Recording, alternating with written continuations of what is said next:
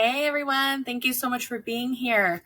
I just wanted to offer this pregnancy loss starter kit / quick training so that when there is a loss, you can jump into action. It's so important that you kind of have an idea of what to do in these situations. I get contacted every single month to support a doula going through this, how to handle it, what they need to do, who do they talk to, what resources and referrals they need. Like, this is what I do. If you don't know me, my name is Valen Webb. I spent the last 5 years as a postpartum doula and a bereavement doula. I'm also a lost mom. I lost my daughter Evelyn July 20th in 2019. She was 40 weeks and 5 days, and she was full-term stillborn at full term, however you want to say it. I didn't know this could happen. My husband was also on a 7-month deployment. I was alone, and it was just me and my doula. So I had to navigate this without any knowledge. And I don't want anybody else to go through this, whether it's a lost mom or it's a perinatal professional, like going through and dealing with the grieving family for the first time after a pregnancy loss, baby loss, infant loss, whatever terms you want to use for it. So I created this for you. Make sure, you don't have to, but you can download the little workbook that I created for you guys. Let me just look at it real quick because it just kind of leads me. So let's jump in. We're going to start with scope of support. Birth workers believe in scope of practice. Some don't. You can take whatever is useful from this training and use it or utilize it or implement it and let everything else go that doesn't. It's okay. We can think different things. It's awesome. I believe there's a scope of practice because as a postpartum doula and bereavement doula, I am non-medical support. I am emotional and physical support for the mom, for the family, things like that. But it is very helpful to understand your scope of practice. If you're a nurse, you definitely have a scope of practice. You do have medical knowledge and a medical license as a nurse and all these things. If you're a midwife, you have a different scope than a nurse does. If you're an OBGYN, you have a different scope than a nurse, midwife, a doula. Knowing your scope, what you can and can't do is very important. It also gives you that boundary with the client. So like as a doula, you have a contract. These are my boundaries. The scope of practice is just that. It's letting people know what you can and cannot provide for them. And it's important for both parties to know that. Like as a bereavement doula, I'll just be like, I'm here just to be an emotional support for you. I'm like a pillow. I will protect you from, people trying to rush you, and I will give you the time you need. I will help you make sure that you understand what is being asked of you or the questions that are being asked. I will teach you about postpartum care, especially if it's a first-time mom and she has a loss and she's never been through this with her body. This is something that is missed. Every woman who goes through a later pregnancy loss should have a lactation consultant, because whether they're going to donate, whether they're going to want to donate to pump or give to local moms or suppress their milk, they are going to need support. And it is one of the most traumatic things to go through after you lose a baby, not realizing your milk is going to come in. I had 2 babies before that. It didn't even dawn on me that my milk would come in because my baby died. My body knows it's going to go away. And I only got a pamphlet and a folder, guys. And it's not okay. Scope of practice, super important. Just remember that going into a birth or, whatever your profession is. It's very important. It's something that I always remind people of. The next thing is mindset. Okay. Not only being compassionate and empathetic and non-judgmental and checking your own biases and prejudices at the door, and learning how to actually actively listen, learning how to just be for somebody, learning how all that stuff is included with the mindset and the attitude. a big part of that is learning how to put aside your discomfort. If it is the first time that you have ever experienced or witnessed a loss, it is so uncomfortable. Our culture, our society teaches us to run from anything uncomfortable, that death is shameful and we don't talk about it. It's too scary. We don't talk about it, period. That's not what we do. You have to learn how to integrate your discomfort while being able to care for somebody else. And in my full training, I teach these things. I just wanted to kind of go over the difference between compassion and empathy, because I think they both are, in a way, responding to emotions, right? But compassion is that desire to take action to help somebody. And then the empathy is the ability to understand and try to share in the feelings of another. So those are two they're tools. Yes, they are a way of being, feeling, emotion, mindset, right? It's very important to project those. And then being knowledgeable, feelings, emotions, the mindset is great, but you have to have some sort of knowledge, because then you know what questions to ask. Just types of support they can get. You understand how to help them navigate, finding therapy and insurance, like funeral things, cremation, burial. These are all learned things. The more you support these families, the more you'll learn. But just having a bit of knowledge will go a long way, because a lot of us in these fields already, you're guaranteed you're already a compassionate and empathetic person. And you love your clients, you love these people that you support. So you already got the foundation. I just like to touch on those. Next is support in the hospital. And I know I'm going fast. My husband's leaving in a few minutes and I have 4 kiddos downstairs I got to take care of, but I really wanted to do this for you. The biggest thing with supporting in the hospital, making sure you are creating a positive relationship with the staff. Obviously there's so much nuance to this, because if you're dealing with some really rough practitioners and staff and they're not supporting mom and dad, family in the way they need to be supported, and you really want to fix it for them, but you can't, it goes a long way to work together. And I know that's hard, but try to find a way to do it to the best of your ability and for your client. If they see that you are feeling these ways about the staff, they lose faith, they get nervous, they have more fear, they don't need anything else. So that's super, super important. As a birth doula, and you've been to these hospitals multiple times, you may know the staff, you may know all the nurses and the medical assistants and, location of everything. Even if you don't, it's okay, because you will learn. The next thing is intake information. Make sure, because if you're trying to help them find support, you're trying to find resources, referrals, or if you're trying to maybe get the Now I Lay Me Down to Sleep photographer to the hospital. I had an issue with this a few months ago, and it was so frustrating because I had given the information, but they didn't do what they should have been doing. Anyways, they are a wonderful organization. They took my photos with Evelyn, and they're one of my most prized possessions. But the intake information is so important.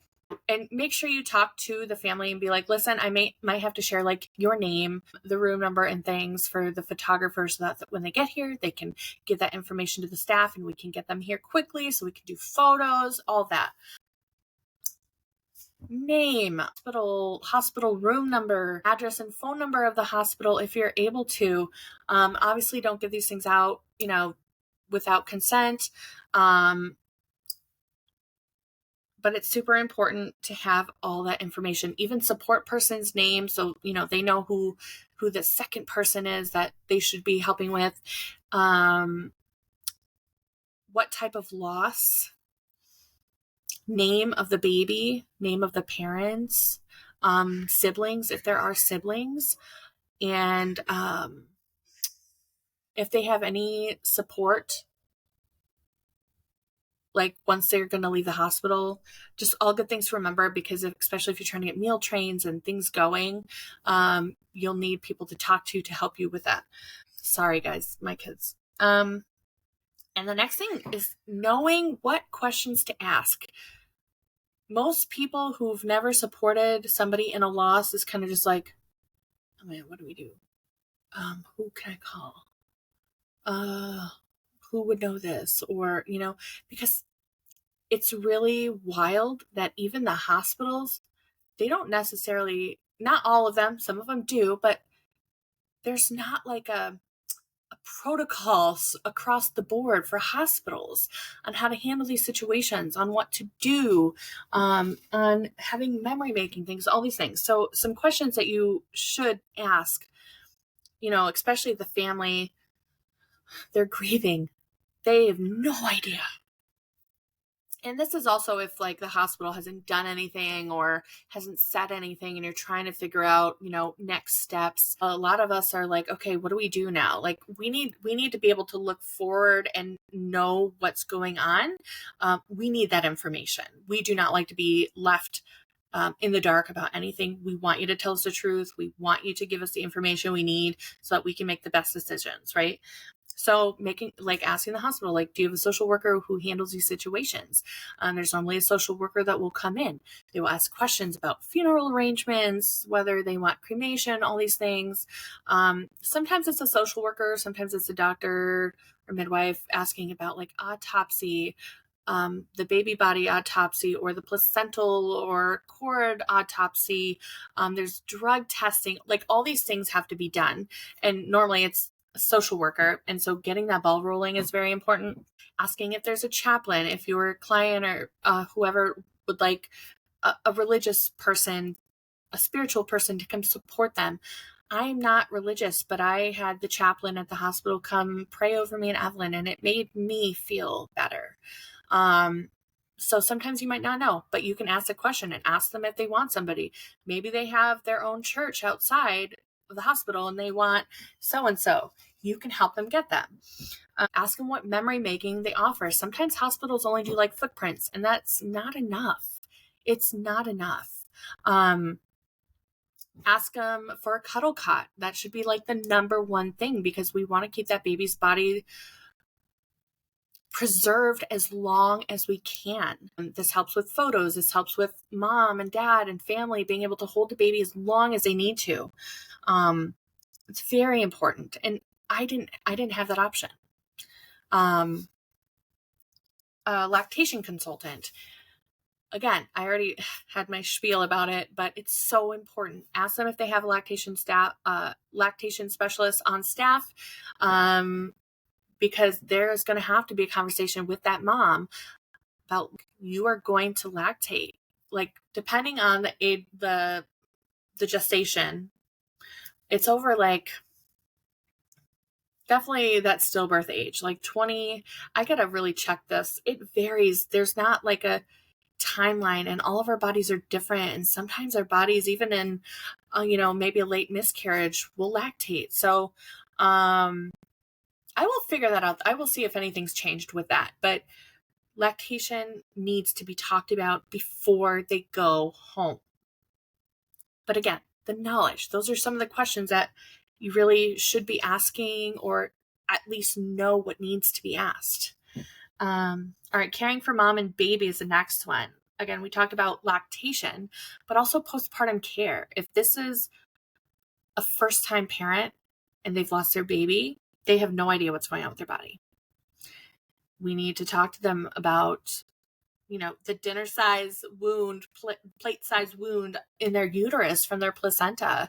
We need to talk about the fact that they're going to be bleeding for up to 6 weeks. Now, of course, the medical professionals will go over all of this with them. But we can kind of go over what we can do to support that.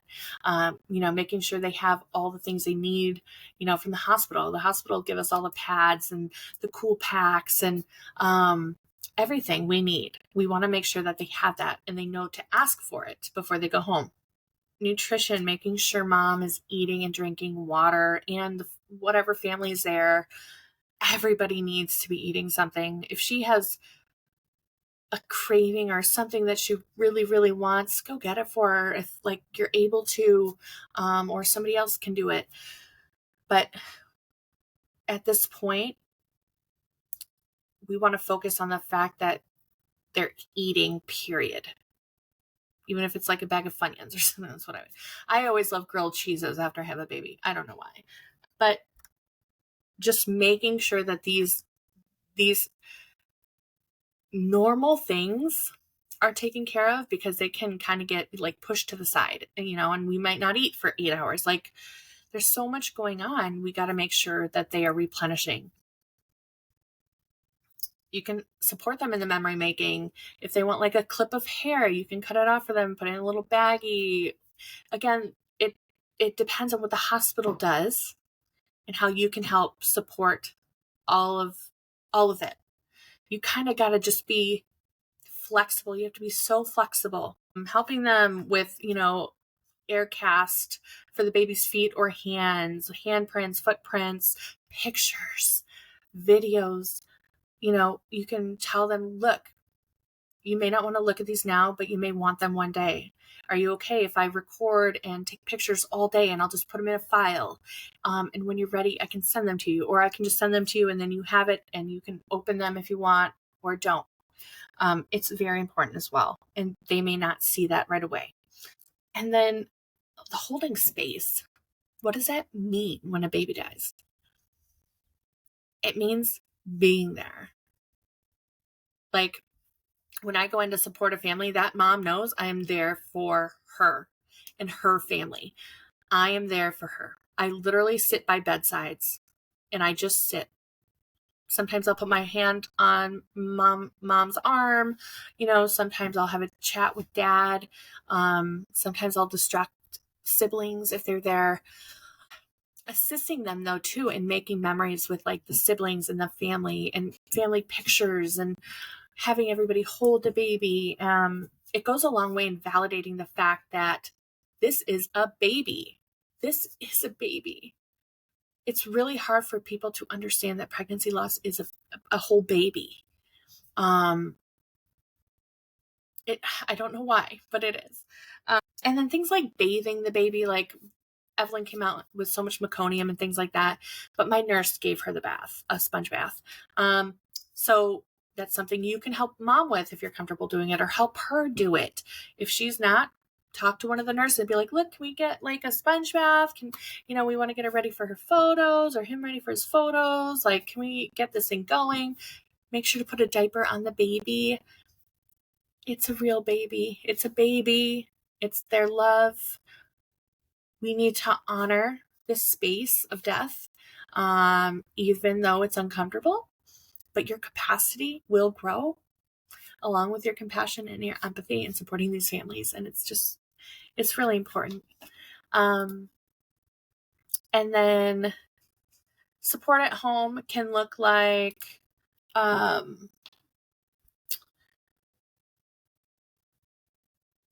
the things that we haven't talked about. Okay. So making sure that they have a support at home, making sure they have a meal train, they have groceries.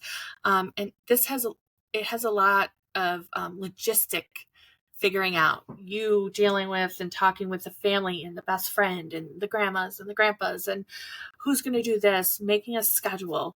In the course too, I have a whole PDF collection that has care plans and things like that. It's just like being a postpartum doula, kind of, right? Making sure everything is good. If they want to put the baby stuff away, you can help them do that. If they need help sending gifts, help them send back gifts. They made it really easy with Amazon where you can just drop everything off. It's cool. Making sure they're just set up for postpartum is very important. And then the next and last thing is resources and referrals. I highly recommend you vet any referral and any resource you give, because we don't want these families, calling a referral and they're like, oh, we no longer take this insurance, or we no longer, or this person doesn't work here anymore. Or the minute there's resistance, these families will stop searching for help. We see it all the time with postpartum moms, with postpartum families.